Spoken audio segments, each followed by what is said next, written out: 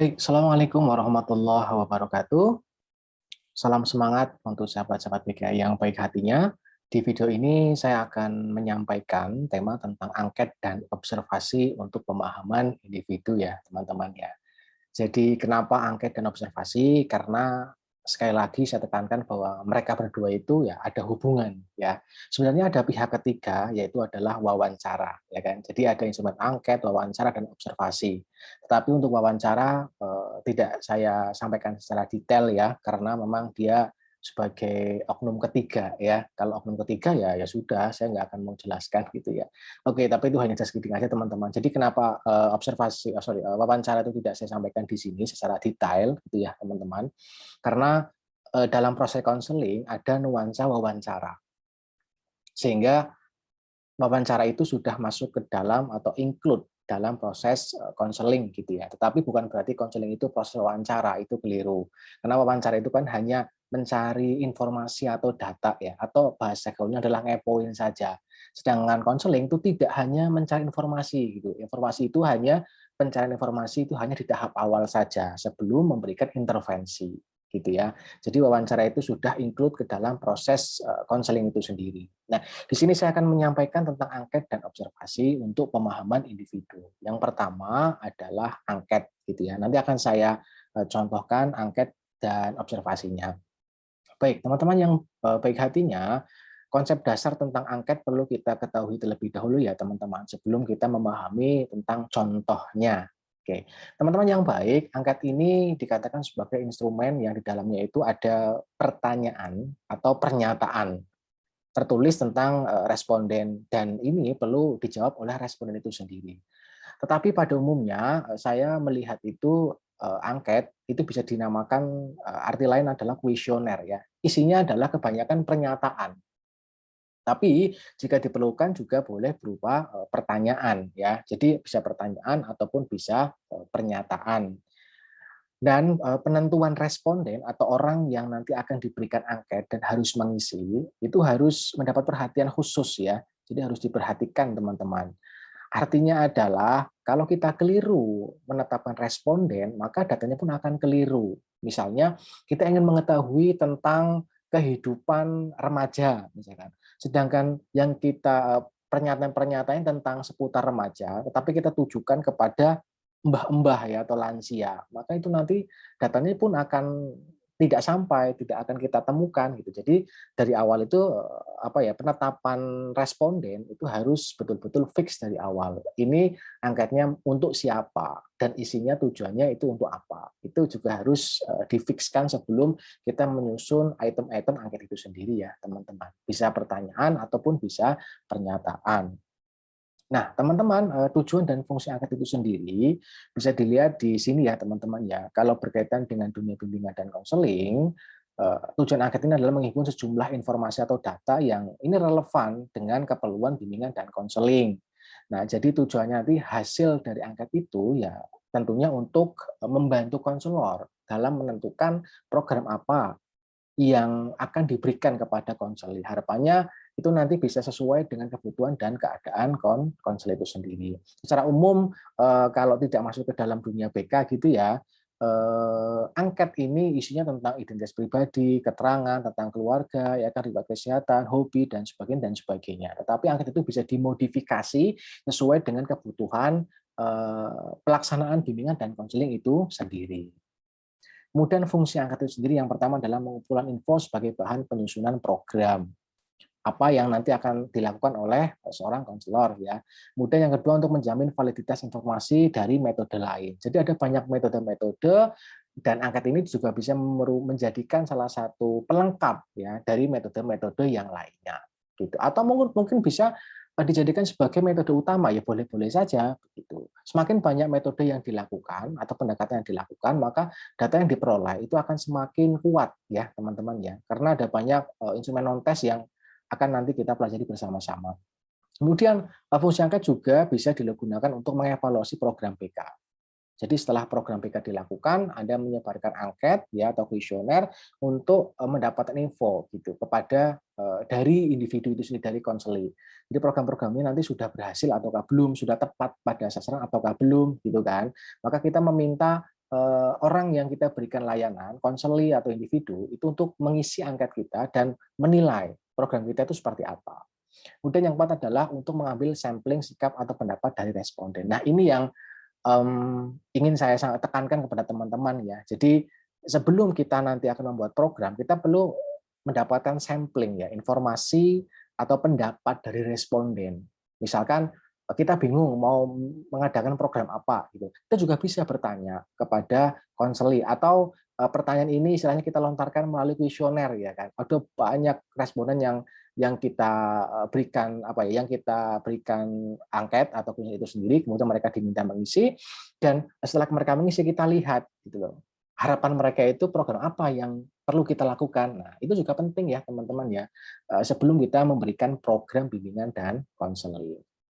Teman-teman yang baik, ada beberapa macam atau jenis angket. Bisa dilihat dari pertanyaan atau pernyataannya, sumber datanya, dan strukturnya. Yang pertama, berkaitan dengan pertanyaan atau pernyataan, ada angket terbuka, tertutup, dan semi terbuka. Terbuka itu artinya konselor itu memberikan pertanyaan yang membebaskan responden atau konselor untuk mengisi ya atau menjawab angket itu sendiri. Biasanya yang terbuka itu berupa pertanyaan ya, misalkan apa pendapat Anda tentang gitu kan dan sebagainya dan sebagainya. Kalau angka tertutup itu tidak berupa pertanyaan ya, tapi biasanya berupa pernyataan. Jadi terkunci. Jadi responden itu tidak ada kesempatan untuk memberikan pendapat gitu ya. Jadi misalkan contohnya adalah saya merasa konseling yang dilakukan kurang efektif gitu kan. Berarti kan dia hanya menjawab ya atau tidak gitu. Itu berupa pernyataan. Sedangkan angkat semi terbuka itu gabungan ya, ada pertanyaan terbuka, kemudian ada tertutupnya. Banyak dilakukan sebenarnya ya teman-teman ya, tetapi Anda juga bisa memilih salah satu ya, mau terbuka atau tertutup ya. Kemudian berdasarkan sumber data, ada angket langsung dan juga tidak langsung. Angket langsung ini misalkan Anda mau mencari informasi, misalkan di sekolah misalkan loh ya, di sekolah. Anda ingin mencari tahu tentang data atau pendapat atau kehidupan seorang siswa. Maka angket langsung itu diberikan kepada siswa. Jadi yang ngisi adalah siswa itu sendiri. Kalau angket tidak langsung, ya, Anda ingin tahu tentang kehidupan atau problematika siswa, tetapi yang ngisi adalah orang tuanya. Contohnya misalkan, menurut pendapat Bapak dan Ibu, anak Bapak dan Ibu ketika di rumah selalu berubah kepribadian, misalnya ya kan. Nah, berarti kan Anda ingin cari tahu tentang kepribadian anak, siswa itu sendiri, tetapi melalui pendapat orang tua. Nah, angketnya diberikan kepada orang tua. Gitu. Itu angket yang tidak langsung. Sedangkan berdasarkan strukturnya, ada angket berstruktur dan tidak berstruktur. Angket berstruktur itu lebih tegas ya. Jadi item-itemnya itu sudah ditentukan, dipilih oleh konselor. Sedangkan angka tidak berstruktur itu bebas ya. Jadi ini modifikasi begitu. Jadi pada intinya adalah angket itu jenisnya banyak ya teman-teman ya. Silakan nanti Anda bisa kembangkan dan gunakan sesuai dengan kebutuhan. Oke, itu tentang angket ya teman-teman ya. Dan ada satu lagi teman-teman yang perlu kita ketahui, ada langkah-langkah dalam membuat angket ya. Pertama adalah justifikasi. Justifikasi ini di dalamnya kita perlu tahu tentang kelebihan dan kelebihan dan kekurangan dari angket itu sendiri. Kita perlu tahu angket itu juga digunakan untuk apa? Apakah sebagai instrumen utama ataukah sebagai instrumen tambahan saja begitu. Karena itu nanti akan menentukan semua langkah atau proses-proses selanjutnya. Kemudian yang kedua adalah teman-teman menentukan tujuan. Angket ini tujuannya untuk apa? Untuk mengetahui tentang apa? Tujuannya kan banyak. Ini angket untuk mengetahui pendapat responden tentang program apa yang mereka inginkan, atau kita sendiri ingin mengetahui tentang misalkan evaluasi program. Jadi program kita itu apakah sudah efektif ataukah belum gitu. Melalui apa? Melalui kita bertanya menggunakan kuesioner kepada yang harus diisi oleh responden atau individu atau konselor gitu. Jadi tujuannya harus jelas ya teman-teman. Kemudian identifikasi variabel. Ada variabel apa saja atau item-item apa saja yang ingin kita cari, yang ingin kita gali informasinya. Itu harus ditentukan juga. Ada berapa variabel gitu misalkan. Atau mungkin misalkan kayak untuk kuesioner untuk evaluasi ya, kita perlu tentukan terlebih dahulu, misalkan kayak program ya, variabel programnya, kemudian pelaksanaannya ya kan, kemudian materinya dan sebagainya. Itu harus ditentukan dari awal. Setelah itu kemudian kita menyusun pertanyaan atau pernyataan. Teman-teman yang baik, jadi untuk menyusun pertanyaan atau pernyataan bisa kita lakukan secara manual ya, artinya tidak menggunakan online ya. Kalau sekarang kan sudah banyak menggunakan kuesioner menggunakan Google Form gitu ya. Itu juga bisa dilakukan teman-teman. Apalagi dalam situasi pandemi COVID-19 ya kan. Sehingga Anda lebih bisa memodifikasi di situ. Setelah kita menyusun itu bukan berarti sudah selesai. Kita perlu mereview kembali item-item yang sudah kita buat. Jangan-jangan nanti ada kalimat-kalimat yang typo ya kan, atau kalimat-kalimat yang tidak pantas gitu. Jadi kita perlu review kembali gitu. Karena apa? Karena kadang terutama saya kadang ketika sudah menulis item-item pernyataan dalam angket itu ada yang kurang pas gitu. Sehingga kita kadang perlu melibatkan pihak ketiga, teman kita gitu. Atau kalaupun tidak ya kita harus sabar untuk mereview kembali. Setelah nanti ada item-item yang memang perlu kita pernyataan misalnya yang perlu kita rubah, kita revisi kembali atau intinya adalah melengkapi angket itu sendiri sebelum kita share kepada konselor. Itu tentang angket ya, teman-teman. Ini akan saya contohkan kepada teman-teman tentang angket dan juga observasi. Itu kira-kira gambarannya ya, teman-teman ya. Kemudian selanjutnya adalah tentang observasi. Oke, teman-teman pasti sudah tahu ya, observasi itu pasti membutuhkan indera penglihatan, ya kan? Kita melihat nih, mengobservasi konsel kita itu seperti apa, gitu. Tergantung tujuannya, kita ingin mengetahui tentang apa. Gitu. Teman-teman yang baik, pada intinya secara konsep, observasi itu merupakan teknik pengumpulan data yang dilakukan secara sistematis dan sengaja, baik langsung maupun tidak langsung terhadap siapa yang akan diteliti. Nah, teman-teman yang baik, observasi itu merupakan hal yang penting ya. Biasanya juga bisa digunakan sebagai instrumen utama ataupun tambahan pendukung saja. Observasi itu ada panduannya ya, teman-teman ya. Karena apa? Karena kita sebagai seorang konselor, kita akan mengamati banyak orang, banyak individu, banyak konseli. Namanya manusia, kadang pemahamannya atau daya ingatnya kadang-kadang tidak maksimal ya. Sehingga agar kita nanti tidak terlupa apa saja yang sudah kita observasi, maka kita perlu memiliki atau menulis catatan hasil observasi. Kita perlu juga sebelumnya itu menentukan membuat panduan observasi. Ada item-item apa saja yang nanti akan kita observasi. Gitu. Nanti akan saya perlihatkan contoh ya. Kemudian fungsi observasi ya teman-teman ya. Ini sebagai alat kontrol biasanya triangulasi terhadap kebenaran informasi yang disampaikan konseli. Anda misalkan sudah melakukan konseling ya kepada konseli baik individu ataupun kelompok. Anda kurang puas dengan data atau informasi yang sudah mereka sampaikan. Maka Anda juga bisa melakukan observasi langsung. Benar nggak sih apa yang sudah dikatakan oleh konseli Anda? Itu juga bisa.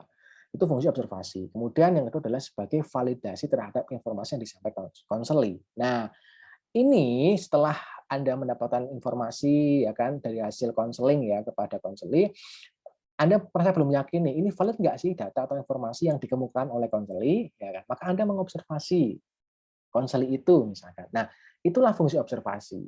Jadi untuk melengkapi informasi ya sebagai alat kontrol juga dan menentukan apakah apa yang dikemukakan oleh konseli itu valid ataukah tidak, kenyataannya seperti apa. Nah, teman-teman yang baik, ini ada bentuk-bentuk observasi ya, teman-teman. Ada observasi partisipan, ada observasi non-partisipan, dan ada observasi kuasi partisipan. Nah, observasi partisipan ini pengamat atau konselor turut serta dalam kegiatan yang dilakukan oleh individu. Ya, ini saya contohkan siswa. Kenapa? Karena ini saya contohkan untuk dalam dunia pendidikan ya. Kalau dalam dunia non pendidikan ya Anda bisa partisipan berpartisipasi langsung dalam kehidupan konseli. Misalkan Anda menjadi konselor di lembaga rehabilitasi. Nah, dia setelah proses rehabilitasi dia kembali ke rumah untuk masa uji coba misalkan. Nah, ketika Anda menggunakan observasi partisipan, berarti Anda ikut terlibat langsung dalam kehidupannya dia. Dia kerja ya Anda coba ikut, dia aktivitas menuangkan hobinya ya Anda juga ikut ke dalam kehidupannya dia gitu misalnya. Anda ikut gitu. Sedangkan observasi non partisipan, konselor itu tidak turut serta dalam kegiatan dilakukan oleh individu itu sendiri. Jadi ini kebalikan dari partisipan ya. Jadi non partisipan itu ya Anda tidak terlibat, ya nggak mau tahu dengan kehidupan atau apa yang dilakukan oleh konselor itu sendiri gitu loh. Itu ya non partisipan. Kalau kuasi partisipan adalah konselor terlibat dalam sebagian kegiatan yang sedang dilakukan oleh konselor itu sendiri. Tapi di bagian yang lain itu tidak. Jadi mungkin ada hal yang sensitif yang tidak perlu konselor ikut ya kan, tetapi ada hal-hal yang mungkin tidak sensitif dan Anda perlu ikut. Nah, itu juga namanya observasi ya, kuasi partisipan. Sehingga kita bisa melihat mana yang perlu kita ikuti kehidupan konseling, mana yang tidak perlu kita ikuti dalam kehidupan konseling. Artinya untuk mencari data gitu ya. Kira-kira seperti itu ya teman-teman ya, bentuk-bentuk observasi. Teman-teman yang baik, ini ada salah satu contoh ya, angket ya. Sebelum saya contohkan yang versi Google Form ya, teman-teman. Nah, teman-teman ini ada contoh, oke, baik. Teman-teman ini ada contoh angket ya, yang bisa kalian buat, nanti akan saya share kepada teman-teman. Ini judulnya adalah angket kebutuhan layanan bimbingan dan konseling. Jadi analoginya itu kita sebagai seorang konselor itu ingin mengetahui layanan bimbingan konseling yang dibutuhkan oleh konselor itu seperti apa, yang mereka inginkan itu seperti apa. Oke, ada nama, tanggal pengisian, sekolah, kelas gitu. Itu kalau dalam dunia pendidikan ya. Anda bisa modifikasi ketika Anda menjadi konselor di dunia non pendidikan. Ada apa? Penjelasan singkat ya agar konselor tahu cara mengisinya itu seperti apa. Kemudian teknis pengisian. Ada SS itu artinya apa, S itu artinya apa, dan seterusnya. SS itu sangat setuju, S itu setuju, ya kan, R itu ragu, dan seterusnya, dan seterusnya. Ini kalau yang apa ya, yang dibuat dalam bentuk Word, nanti Anda print, kemudian sebarkan ya, sebarkan kepada konseli Anda. Nah, ada pernyataan dan juga ada pilihan jawaban nih teman-teman ya, mirip dengan penelitian, tetapi ini sifatnya lebih sederhana lagi. Oke, pernyataan ini ya semuanya ini isinya tentang apa? Tentang ketika orang itu ngisi ini semua, maka Anda akan tahu apa sih yang dibutuhkan atau mungkin materi apa aja yang dibutuhkan oleh konseli ya kan untuk diberikan program bimbingan dan konseling. Misalkan kayak ini bimbingan konseling perlu dilaksanakan di sekolah atau tidak, mereka menjawabnya sangat setuju misalkan. Nah, mereka ingin guru pembimbing memberikan pelayanan setiap hari atau tidak gitu kan. Kita kan akan tahu nanti di sini gitu kan. Mereka mengisi sangat setuju misalnya gitu kan, dan seterusnya dan seterusnya.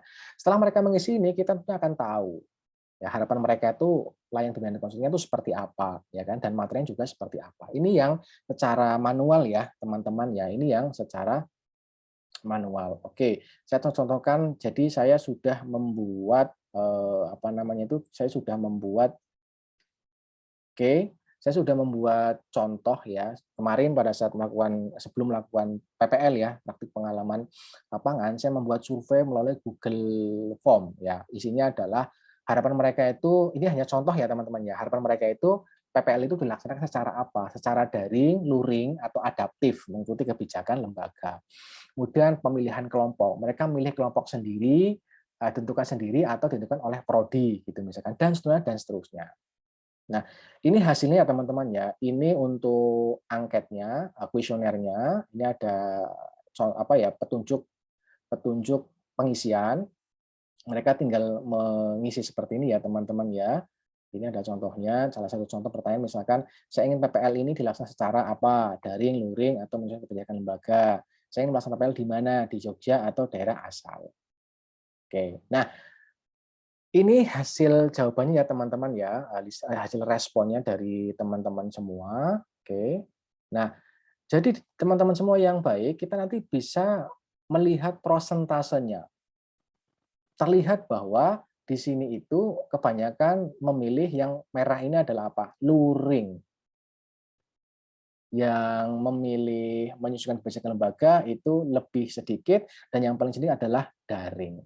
Nah, ini juga kalian bisa memodifikasi ya teman-teman. Jadi hasil akhirnya adalah apa? Kita ingin tahu. Contohnya ya, kalian misalkan ingin tahu tentang program apa yang dilakukan, yang ingin diberikan kepada konseling misalkan. Anda mungkin bisa tulis materi yang ingin saya dapatkan.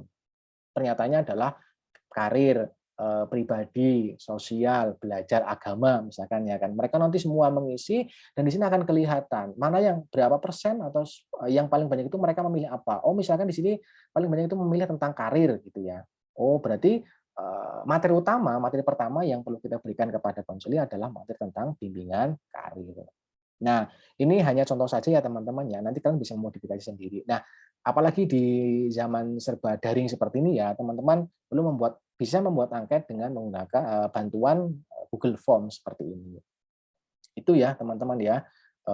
Nah, ini tabel yang ini hasilnya dalam bentuk Excel ya teman-teman ya. Di sini kita tidak tahu nih teman-teman nih, yang luring berapa, yang daring berapa gitu kan. Pertanyaannya kan saya ingin PPL ini dilaksanakan secara luring, daring atau adaptif ya, unsur kebijakan lembaga. Di sini kan tidak ada prosentasenya ya teman-teman ya. Sedangkan kalau kita melihat di sini ya kan, di bagian jawaban di sini kita klik saja ke bawah, ini sudah muncul semua. Nah, ini ingin melaksanakan PPL di mana? Oh, ternyata paling banyak di Yogyakarta.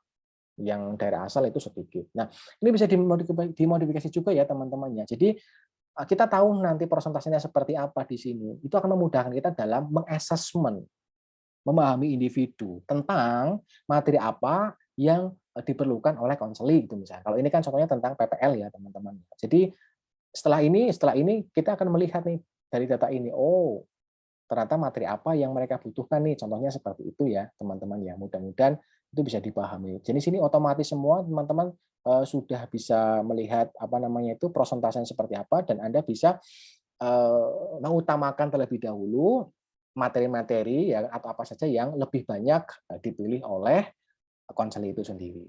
Itu tentang angket ya teman-teman ya. Ini contoh tentang observasi.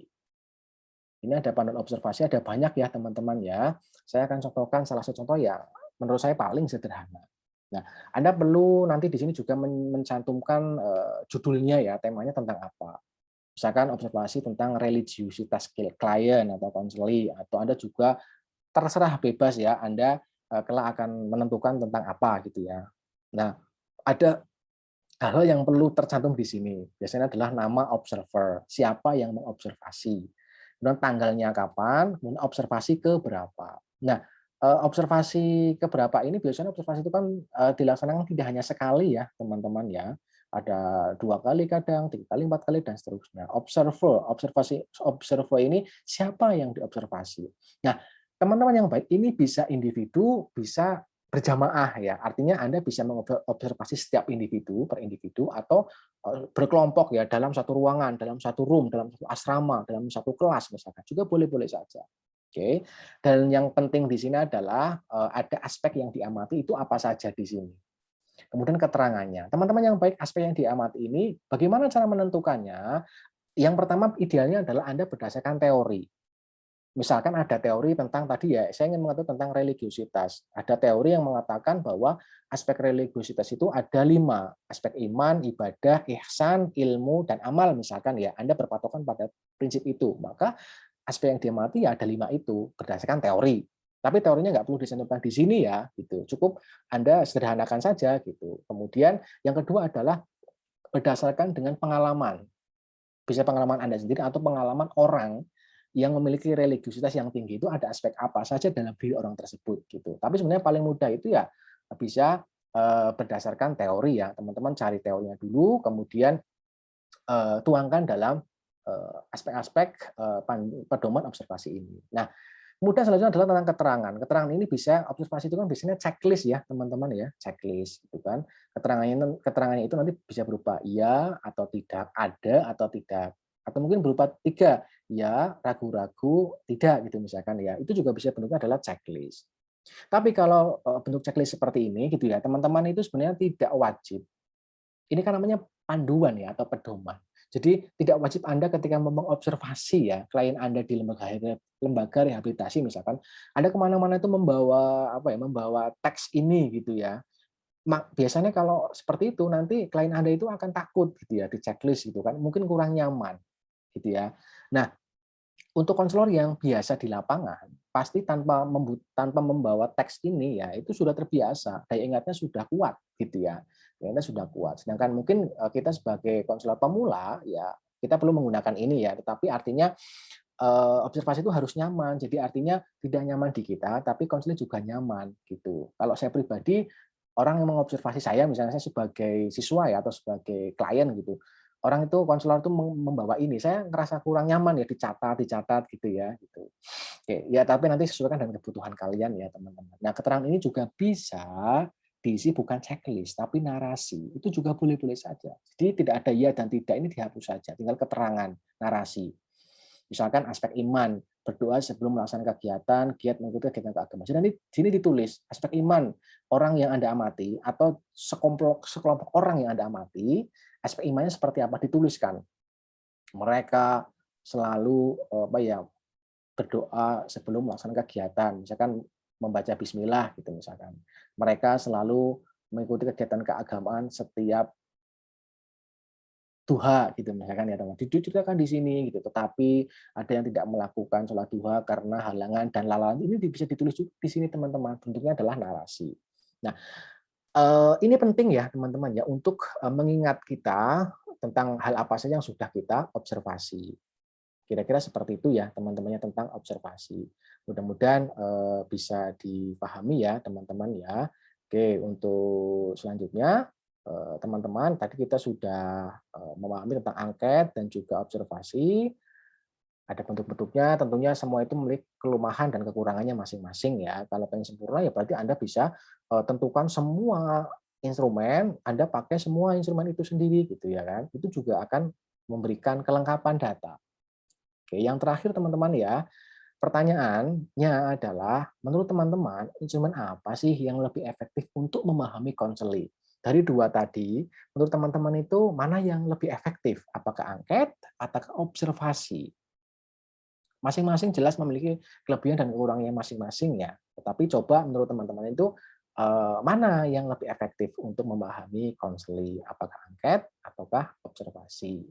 Mudah-mudahan dengan pertanyaan ini kita semakin mempertajam ya instrumen-instrumen dalam pemahaman kita tentang instrumen-instrumen yang ada dalam pemahaman individu teknik non-tes. Itu saja dari saya.